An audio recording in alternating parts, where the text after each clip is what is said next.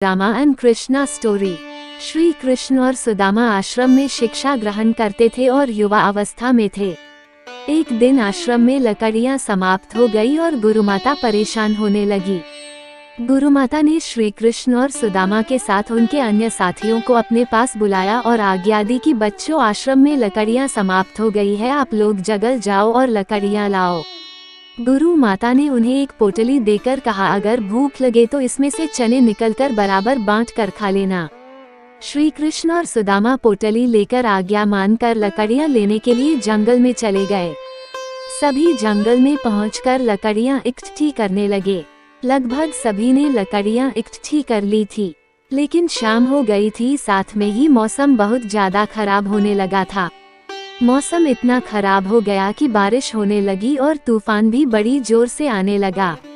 तूफान और बारिश रुकने का नाम ही नहीं ले रही थी। तो श्री कृष्ण और सुदामा ने सोचा कि हम एक पेड़ पर चढ़ जाते हैं, जिससे हम बारिश में भीगने से बच जाएंगे। दुर्भाग्यवश ऐसा नहीं हुआ। दोनों पेड़ पर तो चढ़ गए, लेकिन वह भीगने से नहीं बचे। बारिश भी अधिक तेज होने लगी थी। बहुत ज्यादा रात हो गई, लेकिन बारिश नहीं रुकी। दोनों ठंड के मारे कांप रहे थे। तभी सुदामा को याद आया कि गुरु माता ने हमें चने की पोटली दी थी।